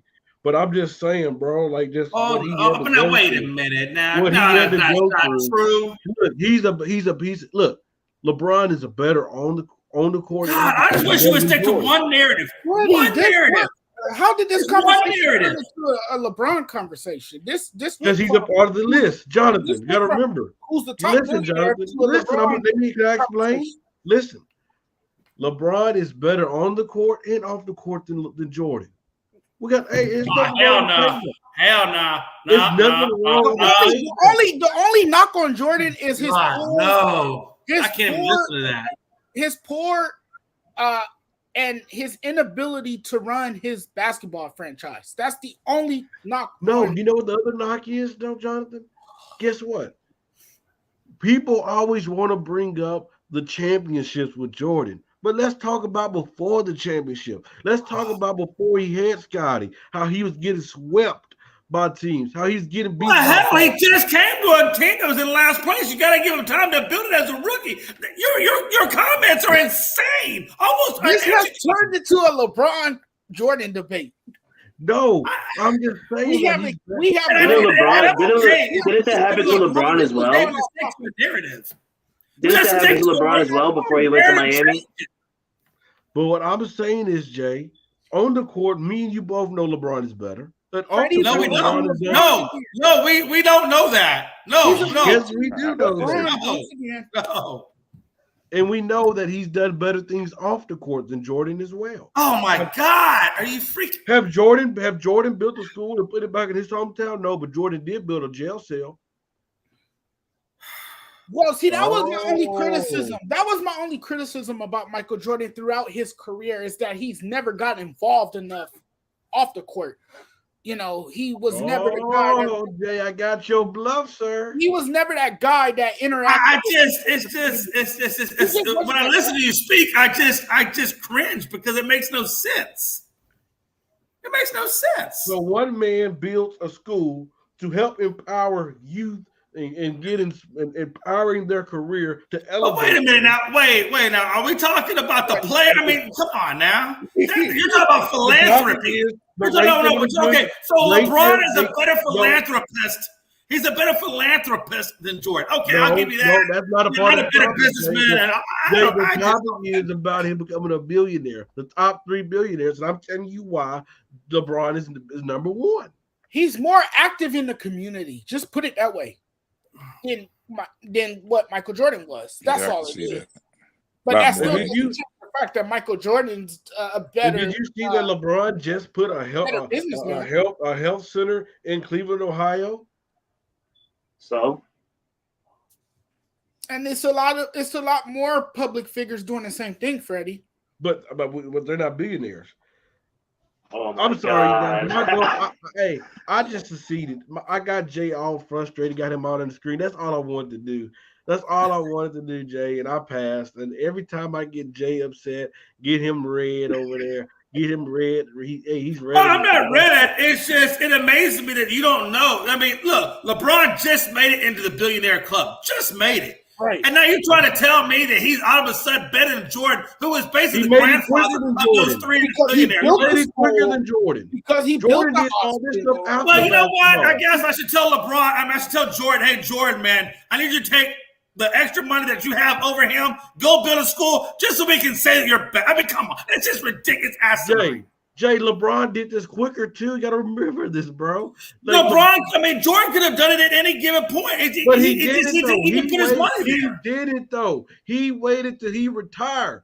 LeBron is still playing basketball and got Well, yeah, I mean, and I get that, but that doesn't mean anything. It was It's still, tougher in the it's still 90s, low. Freddie, because you didn't have the technology that you have today.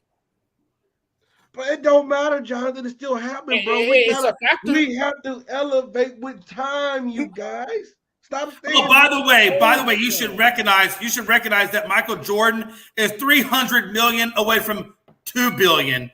So take that $700 million, take the $700 million that Jordan has more than LeBron, and I wonder how many schools you could build if that's what he wanted to do. So don't tell me about, well, just because he built a school makes him better than Jordan, because Jordan could probably make a fleet of schools if that's what he desired to do. But he didn't, though, Jay. You're missing the point, and I think it hit you so far in the forehead that it gave you a concussion. So I'm gonna leave you alone. No, Jay, you missing the point, bro. Because I'm gonna say it again. I'm gonna try to say it where you can understand it. No, I understand everything, brother. Trust me. No, you didn't understand it, Jay. You didn't. I'm pretty sure you didn't understand it. No, I definitely understood. Michael Jordan had to wait till he retired to get on his status. He had to get with the shoes. LeBron did this while he's still playing basketball. Actually, no, he did not. He got it through his endorsements combined with his income. It wasn't just solely on his income playing. And Jordan had those same things, so that's not necessarily true. Jordan could have built a school just like he did through his endorsements. And the shoe company was there before he retired. That's not true, Jay. Jordan invested. That's not true, Jay. So Freddie, yes, most LeBron of his James income come off the court in basketball now, Jay. So LeBron James he did open up a school. He did open up a medical facility, or he's going to, or whatever. But what else did he do, Freddie? Didn't he follow what Michael Jordan did? Space Jam 2, make his own shoes. And hell, he did better than that. What is he trying to? He's LeBron got his own media. He got his own, his own movie center, whatever. He bought all that, bro. He did it better than Jordan. Space Jam 2 is better than Space Jam 1. Oh my God. What are you smoking? I'm about to leave this set. Leave. Because Space Jam 2 is better. Nobody just wanted to say that because Michael Jordan was a horrible actor. That's where you lose me now. You just Michael said Jordan was a horrible Space actor. Jam was better than the original Space Jam. No way. Jordan, you're crazy. No way. Space Jam 2 was better than Space Jam 1. I know if I gave Frankie and Freddie just randomly messaged me. He said he got to go to work. Freddie's not going to be here. He's got to go to work. Sorry. We got to put Freddie on timeout. We got to put him on timeout. Go stand in the corner, son. Space Jam 2 was more of a family movie. Everybody could relate to it. Not everybody can relate to it. Freddie. There's a lot of 90s kids like myself that grew up seeing the original Space Jam that thinks completely opposite. Freddie, my kids are 5 and under. They hate Space Jam 2 and would rather watch Space Jam 1. That's because you made them hate it. No. You know, literally, I will tell you this. I've been watching The Views. And watch this. I've been watching The Views. And before Freddie came out and said all this craziness about Jordan, we were probably at 5, 6, 7 views. And now that he said the whole thing about Space Jam, we were literally at 1. So that just kind of tells you what the public thinks. I'm just saying. Yep. The public has spoken. You know what, Damien? I'll let you come. Freddie, that's you know what, Damien? How dare you say Space Jam 2 is better than the original Space Jam? It was better. You know why? I can't even believe you went to that to actually say something like that. You know how silly You know you why? sound. You know why people don't. You know why people don't think it's better than Jonathan? Because people like you that's afraid to move from time, saying LeBron is the GOAT, is because y'all don't want to move from time. Y'all don't. This He's is not coming the from GOAT. someone who this is He's coming not from the someone GOAT. who hated LeBron around March, April to March, and then now love him again. For someone who didn't want him on He's the laughing. team. Frankie, He's if you hating don't LeBron remember, so much. Frankie, if you don't remember, this is the same guy who didn't even want him on the team. Didn't want him anywhere around the Lakers organization. Hey. And now he's praising him like this basketball god. But you gotta respect his story, Jonathan. Respect I'll this man's respect the story. man's story. I'm not No, saying you don't, bro. don't Jay respect the story. McLovin is stuck in the past. He don't want to elevate to the next Oh, level. by the way, just so you're educated, Air Jordans came out in 1985, and last time I checked, Jordan was playing in 1985. So your whole theory of it was afterwards is full of shit. Just like most of your arguments are full of shit. No, And Jay. Freddie, I would know that He because I'm a became a sneakerhead. billionaire after basketball. Yes, I would know That's that. No. true. We were talking about when the shoe company. You said the shoe company. No, I was didn't say after that about he no retired. shoe company. Yeah, Jay. go there and I get the didn't say receipt. that, Cut the Jay. clip. I didn't Cut say the that, clip. Jay. I didn't say said it. that, Jay. I said about him becoming a billionaire. No, you talked about the shoes. I know he You had talked about the shoes. playing. You talked about Air Jordan and Jordans. All We these need to players and cut Freddie's Jordans, mic Jay. Be because better. This is taken away from our viewership. We need to cut Freddie's mic. Damian, what do you Well, want? now we're at 0, so that tells you where the last one Hold went. up, hold up, Freddie. What's up, Daniel? You made me come up here for a freaking reason. How the hell the hell is LeBron better than Michael freaking Jordan? You know how? Because you know what? People always talk about the greatness of Jordan. Space But Jam. nobody ever bring up the struggles. Nobody ever say that he got swept before Every Scott. great Nobody player ever struggles said to get that to he where could have beat the Pistons. get to where Nobody they ever bring that up. He No, every great struggled. player He has to go struggled. He had the freaking fans defending him. I mean the refs. But guess what? LeBron can at least guess what? He can take bum teams to the finals. We've seen LeBron that also for played in a years. different era. That's what Freddie forgets too. He plays in a soft ass era. Did you forget that Jonathan, MJ does. changed the game of basketball? That's not defense, bro. When the NBA this wasn't era is soft. more When skilled the than NBA back didn't call in every the day. ticky tack foul. This era is more referees skilled didn't than it swallow- was back in the When day, the referees will swallow their whistles, unlike today. Michael Jonathan. Jordan played in a There's tough grown era. men that had to build super teams to beat LeBron. The Look at only that thing, Boston look, team. whoa, KG, Freddie. KD, The only Ray thing, Allen, the only they thing had that to team up to that beat LeBron LeBron. has done in basketball was create load management. That's what he did. He didn't do That's your nothing boy that Kawhi. to help That's the Kawhi basketball to get better. That's your He boy made it Kawhi. softer. Kawhi Leonard actually is the guy that I know, but I guess I think what Damien is saying is that that LeBron followed that load management mentality where Jordan never did do load management. When is he load managed? Hell, I wish LeBron would load When manage. is he load managed? Are you kidding me? When has LeBron not load? Come on, Freddie, do better. Jonathan, Frankie, be honest, bro. Yeah, us as Laker fans, we would started love for practicing LeBron load to take management rest for so he sure. can stay healthy. When can we get If you're him to load speaking manage? unobjectively, you know that LeBron has load managed. Frankie and Jonathan, be honest. Don't us Laker fans be begging LeBron to rest? to rest? Yes, I don't. I do. That's probably you, but I don't beg him to rest. I do want him to because play. guess what? Guess what? A year at 40 years old, he's playing. What too does much he minutes. need I rest beg from? him He to ain't doing nothing on the court. But just wait till next year. We're gonna be doing a lot on the court. Oh God! You said the same thing this year, and where do they wind up? I'm waiting for that. Yes, Sorry, yes, I'll yes. wait for the answer. I'll wait for the answer. Jay McLovin. Jay, you should know this about Freddie, though. Freddie's Jay a very McLovin. Guess delusional what? Laker fan. 4th of He's like July is the rest right of these around the Laker corner. fans I'm out gonna here say it started right out. now. Lakers 2022-2023 NBA champions. Book it. Hey, wait. Why? Oh, Because man. they got a new coach? Let me say this. Frankie, Hold on. Can Frankie, somebody Jonathan, please clip this? Fra- Hold on, time look, out. wait.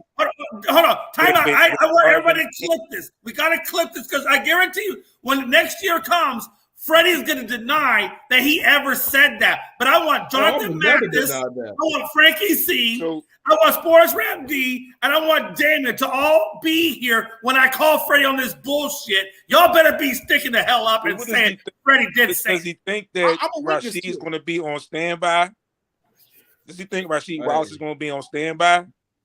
Oh yeah. Because guess what? We gonna get the best ever. We gonna get the best Anthony Davis we have ever had. He gonna be If a the top coach 5 don't beat pick him up next in the year. locker room for being soft. You know, and Rasheed should beat him up. Rasheed should do If the that. coach doesn't beat him up for being soft. Hey, Yeah, because, you we know, win the ship next year. Just watch. I will say that for the Lakers, though. I like the he's coaching so staff that healthy. you're putting together this year better than what happened last year. I don't know how I feel about Anthony Davis because the man can never stay healthy. Yeah, that's true. He can But never stay healthy. Jonathan, you must have seen him recently. No, listen to me, Freddie. He has shown time and time again that he can't Nobody's stay healthy. really seen him recently. And I'm a Laker fan. This I coming have. from He a Laker lost fan. weight. He's This small coming from a now. Laker fan. I'm losing my patience with him. My patience is running short with Anthony But Davis. Jonathan, don't be a To the Golden State point- Warriors to the fan. point- Me and Frankie will represent LA. Listen, to the point that I would actually urge the Lakers to possibly trade him. I mean, that's how tired I've grown of Anthony Davis. Hey, Jonathan, I got news for you. I don't know if anybody watched. He just stays on the bench. Hey, I'm He being just stays serious on the about this right bench. now. I'm being very serious. If anybody watched our show last night, we had a Bleacher Report, a reporter for the Lakers. They're not going to trade Anthony Davis. I'm going to tell you, he said the key years are 2023 Because the and hope 2025. The Because hope Hey, is I build just want to around say him. The hope when is to when build when around him. that's not LeBron owns that team in Las Vegas, becomes an owner, I hope that team goes to a full rebuild for the rest of their lives. you just a hater. But Freddie, no. how can you build around a cornerstone player? I that hope can't they stay never healthy? win the championship. Freddie, But guess how who's can you going to win a build around championship, Damien? We already got 18 on the way next year. Freddie? Y'all stop. not winning no Freddie, championship stop. next year. Get that out of your head. Freddie, Y'all still Damien, gonna what's your have team again? Damien, what's your team? Westbrook, What's your team, Damien? Bulls. What's up? Enough said. Thank you for coming to my TED Talk. Enjoy the 90s. Hey, we made playoffs. Hey, they did better. That is true. They did better than the Lakers, and I'm a Laker fan. But Freddie, I don't know how. Again, I don't know how I feel about Anthony Davis, man, because this is a player they want to build around, but he can't stay healthy. He can't stay healthy. Let's change the topic. We got a few more minutes. And the Lakers are going to hand the torch to him, a guy that sits on the bench, dressed in street clothes with the fresh J's on his feet. Prediction Are you sure you're a for Lakers tonight. fan? I'm 100% positive I'm a Laker fan, but I just keep it I don't real. know. He might be a Golden State Warriors fan. I'm not one of those guys that sit here and live in some type of fantasy world when the team is not playing up to its capabilities. Let's be honest. As podcasters, we have to put our personal teams aside and look at things objectively, so you can be taken seriously. And that is something Freddie doesn't do because he's a Lakers cheerleader. Might as well. Come on. How you gonna tell me what I don't believe in? Here it is, folks. Yelling into the mic. Let's go. How are you gonna tell me that I'm not thinking objectively? Do you know what I know, You're not objective. You're a cheerleader for the Los Angeles Lakers. You might as well. So if we win the championship next year, fly to LA. So if we win the championship next year, I want you to apologize, okay? And stand courtside and cheer for him. Jay, if we win next year, I want you to apologize to me for that. If you win next year, I'll make a personalized trip to Marshall, and we'll do a show at your house, and I will buy you some champagne, and I will toast your victory, and come on there and say I'm sorry. That's getting a little weird. That's getting a little weird. You're like, I will personally go to your house. We'll celebrate the win, and I'll do an apologetic show. Freddie, be scared. He's like, I will personally come to your house.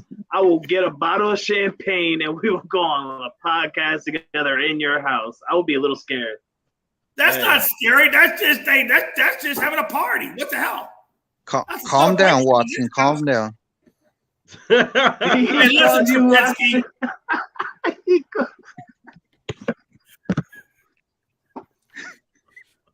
Freddie, too much for me, man. Freddie, you too much, man. You too much. The problem with Freddie is you don't want to look at your weaknesses. You're actually sitting there saying you're going to be champions next year, and that's just ridiculous to even say that. We are. You have so many weaknesses to overcome. We are. We are going to be champions, and you're not. I'm going to say this. Even a guy that's a reporter even said this. They get paid to do what they do. He said we don't really know what the outcome of this team is because they wasn't healthy. Let's run the back. Shit. Damn. Never once was health an issue. It was more about Westbrook being able to fit in with the team and a little bit of the injury. So come on now. How can he fit in with the team? James, stay healthy. Oh, here he goes. The team has zero chemistry. You got bigger issues than health. You got chemistry issues, and you got team. I mean, let's be honest. Westbrook does not fit the mold of that team. You know it. I know it. Everybody on this damn panel knows it. And the team. Stop worrying about Westbrook, Jay. Stop worrying about Westbrook and worry about the player that's sitting on your bench, not healthy, just not wanting to play. I'm not worried about John Wall. John Wall is healthy, but we're not. I'm telling you. But he don't want to play for you guys. Find out his contract. He don't want to play for you guys. Just like Westbrook. No, that's not true. He actually did want to play as a starter, but they didn't want to play him as a starter. They want to play him as a reservist so that their younger players can get their so he's worse than Westbrook. You say chemistry the problem. They not healthy. How can you get chemistry? He's a chemistry killer like Westbrook, John Wall.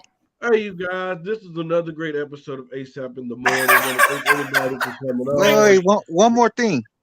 Oh, my God. You said Space Jam 2 was better than Space Jam 1, right? Hell yeah. So why did the Space Jam 1 make more money than Space Jam 2? Because people like you.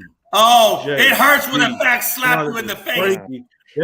That's afraid to move on from the past. Y'all won't let it go.